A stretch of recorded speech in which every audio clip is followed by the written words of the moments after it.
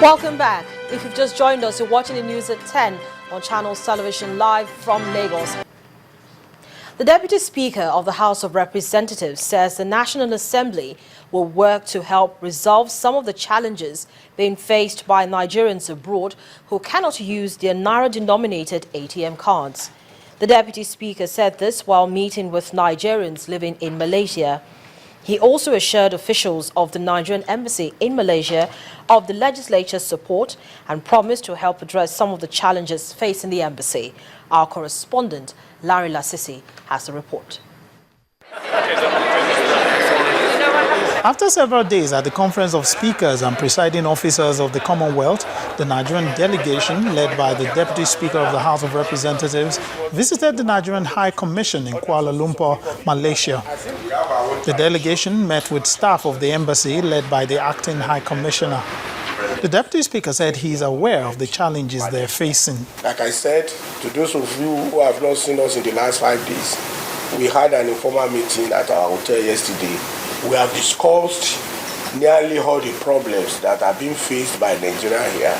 And we definitely, by the time we get to, you will definitely start hearing from us, either by way of motion on the floor of the House or by bringing together our relevant committees and relevant ministry, departments and agencies of government to start finding lasting solutions to such problems. The delegation also met a section of the Malaysian chapter of Nigerians in diaspora. They outlined some of their challenges. Our problems: poor national image due to some Nigerians' involvement in drugs and internet scams. We know that. No employment opportunities, no voting opportunities during elections, no usage of Nigerian bank ATM cards abroad, Nigerians in jail awaiting deportations, Nigerians in death row.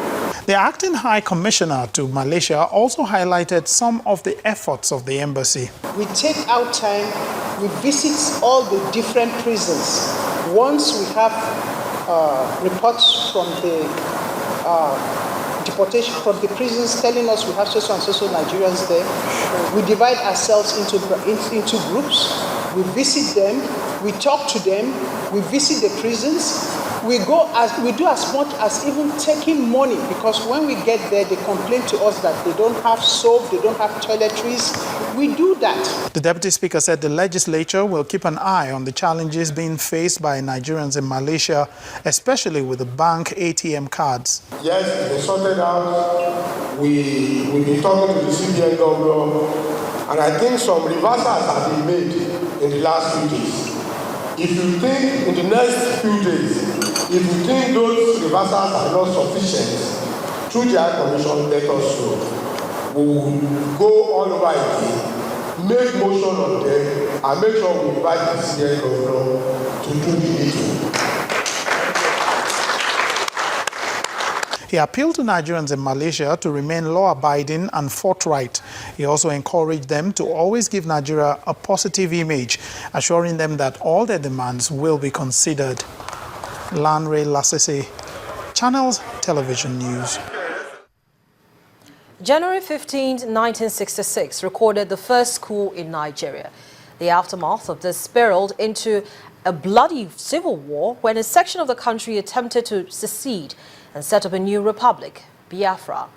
46 years later, issues surrounding the war still rages on, made more worrisome by a renewed cry for the Biafran state, a situation that led to pockets of protests last year. In this special report, our correspondent Orolu Ashonibaria takes a look at history to find out where things went wrong.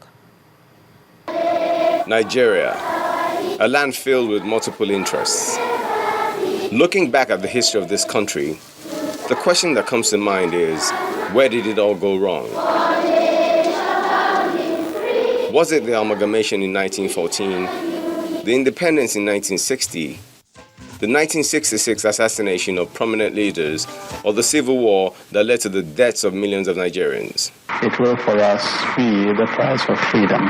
Different books and views have been published and aired about the war, with many terming it as unnecessary, while others see it as a needed war to avoid total anarchy. 46 years after the bloody war ended, the issues that created the problem is rearing its head again. The drums for Biafra has been beating and the fever spreading fast, with parts of the East held under siege last year. The arrest of his new voice did not make it any easier.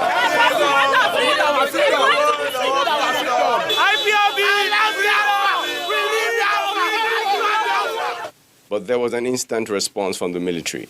The Nigerian army would like to send an unequivocal warning to all and sundry, more specifically to all those threatening and agitating for the dismemberment of this country, committing treasonable felony and arson, as well as wanton destructions of lives and properties, that once deployed, we shall apply the role of engagement to the latter. This has sparked conversation to see how best the matter can be settled peacefully.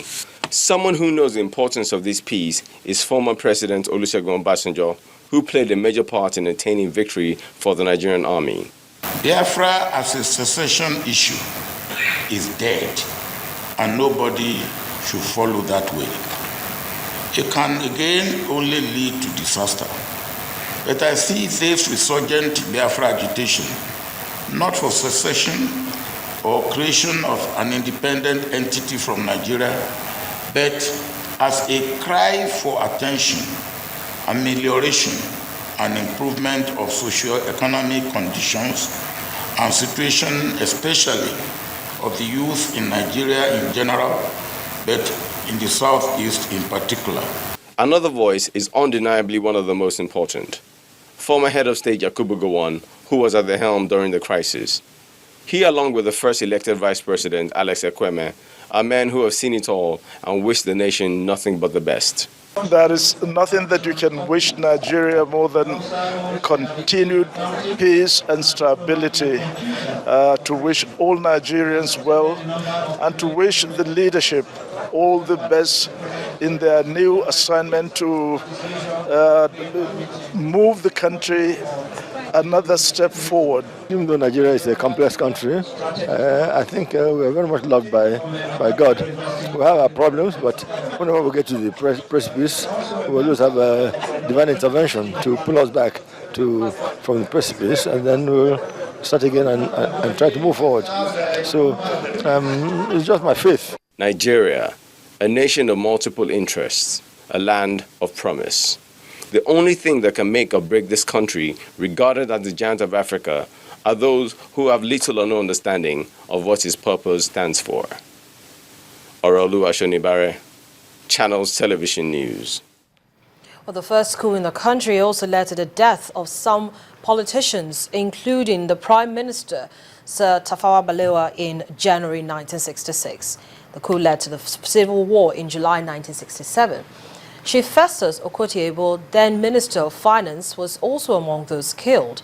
In Lagos, family, friends and close associates are remembering the life and works of Chief Okotie and launched a book in his honor. Our correspondent, Seun Okimbaloye, has the details. Colorful dance steps, melancholic music to go with it. A lovely ambience set outside of the Nigerian Institute of International Affairs in Lagos.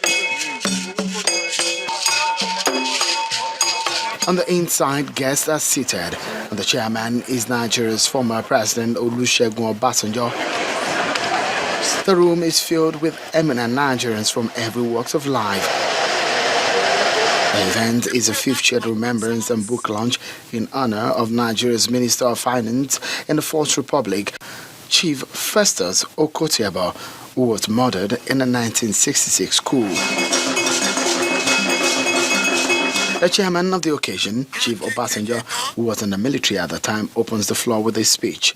I have had occasions to say that God is a Nigerian. And when you look back and you think back, an event that happened and shook Nigeria to its very foundation, and many thought that that would be the end of Nigeria. If the lesson we will learn may be never again, it's a good lesson. And may it never happen again. One of Chief Okotie colleagues in the federal cabinet then, Alhaji Maitama Sule, brings to bear some touching memories and Nigeria's unity. Nigeria is destined to lead the rest of Africa, to inspire the blacks all over the world. In order for Nigeria to do this successfully, we must be united at home. More emotions pour as one of Chief Okotie's children climbs the podium. We can't ask for a better today to put history right. I know there are people who know more than me. I was barely 13. Other speakers talk about Chief Okotie and how his life in politics, financial and global relations affect contemporary Nigeria. We need men with practical ability who will preach what truly they believe and practice what they preach. Here is a man who went into politics not to get anything, but to bring value into it. A book in his honor is then launched, but there are many lessons to learn. Today, we don't teach history in our schools. And I find that very, very, very disturbing. By contrast, most great nations literally raise their history to the level of Holy Grail and utilize sentiment from it to inspire the contemporary to stretch possibility to its outer limits. The incident of the 1966 coup comes up again and again, highlighting some key issues relating to Nigeria's unity and leadership. If the nation must move forward, it will be important for the lessons of the very crucial moments of its history be taken seriously. Seun Okimbaloye, reporting for Channels Television News. Well, to take a further look at the events that led to the Civil War and life after it, we're now being joined on the news at 10 by a retired military officer, Colonel Hassan Stan Labo. Colonel Stan Labo, welcome to the news at 10. Thank you, Rita. So it's 46 years since that war that threatened the existence of Nigeria as a nation ended. What's your assessment of the country since then till now? Well, if I may borrow from Shakespeare, fair is foul, foul is fair. I think to an extent, well, we have as a nation tried to move ahead, irrespective of our past. Okay? We have been able to hold together to a greater extent and still remain a nation, which is a big plus, given all the internal wranglings. We have been able to keep, to a greater extent, the military outside our politics of present. And I think, and I speak with a great amount of confidence, that the military has actually stayed off our politics. Never again. But we will hope the politicians will continue to hold on. But then you see, in light of that, we still have several agitations that have sprung up in the last couple of years. Do you think the government has handled the situations well? Yes, government has tried in handling it. And in fact, let me just look at the very recent agitations ongoing now, the one in relation to, yet again, the Biafran situation. Just like General Obasanjo said, Biafra is dead. And whoever is not interested in being at the funeral is undoing himself. Okay? Is dead and buried. We should look ahead, for heaven's sake. I think a good number of the individuals from that part of the country are still misreading our history, frankly speaking. And I want to see the bulk, I want to believe the bulk of this chunk are coming out of the youths who actually never witnessed the Civil War. I wish they could find time to discuss with their parents. I think they will be better counseled, that there are better ways of, trying to agitate for whatever they think they're trying to agitate for. However, I must add this. If the agitation is a veiled attempt to draw attention, maybe to certain issues, fine, I can understand. But if they mean this business of Biafra, it's unfortunate. They can never get that. So why do you think at this time they are agitating for Biafra to be created? Partly because I want to believe there are yet unresolved issues which they think should be resolved. But I think the approach is rather wrong. There are better ways of drawing government's attention to this. And that is why I am very much in love with the sort of the non-attention which Mr. President seemed to have given them by being silent over the whole thing, you know, because by he trying to comment on it, it might further fuel some other issues. I'm impressed with the way government is handling it. And I think the leadership in Indigo will be able to talk to this voice and get them, you know, in order. So what lessons did we learn from the last civil war to now? Well, if you say what lessons, you see me talking like a small boy who's crying. Because first and foremost, I must tell you, Harriet, I feel bitter that we were not able to harness the gains of the civil war. It had its own gains to us as a nation. And what are those gains? The Biafran side were able to execute that war, producing all the fuel they needed. Okay? Through all sorts of technology, capitalizing on the fractional distillation scientific process, and so on.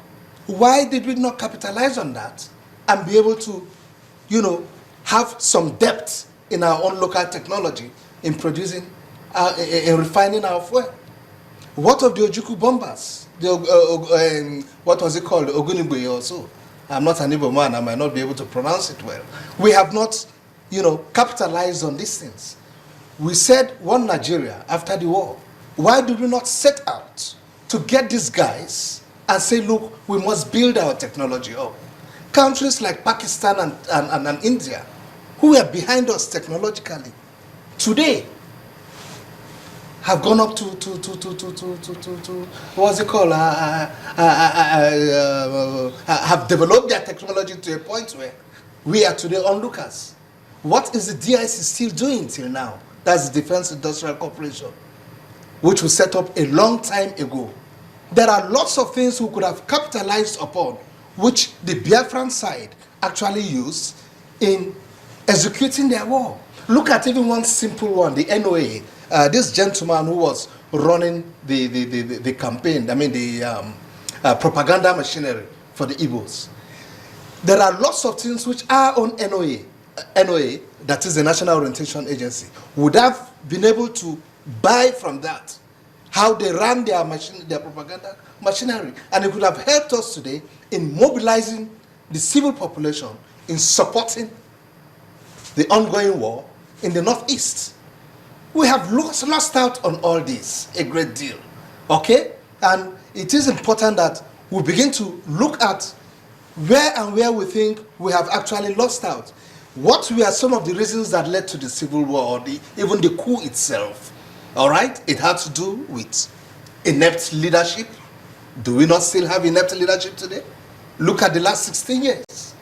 And all the monies that is been wasted. If you want to address some other issues again, I will tell you, look at our infrastructure. What have we done with all the huge sums of money that we have not been able to develop our infrastructure today? We are lacking behind in nearly everything. Today, Nigerians go out to African countries to seek medical care. Nigerians go out to African countries to seek education. It is unfortunate. We are supposed to be the leaders in this continent. All right? So it's rather unfortunate that we find ourselves in this situation, and it's only important that, look, Harriet, we begin to look back, tell ourselves some bitter truth. Thank God we now have a leadership in place, even though the resources are not there. But we want to believe that he would lead us, or at least show us the roadmap to us rediscovering ourselves as a nation. So let's take it from there. How can, how have we been able as a country to address the psychological damage and, still looking at the issue, what should be done with regards either reconciling or reintegrating these young ones who are agitating for Biafra?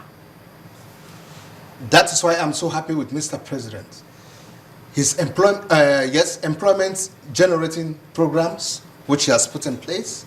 And of course, you are aware that just some few weeks back, the Minister of Employment, tried to let us know what the programs are and how they intend to set about it.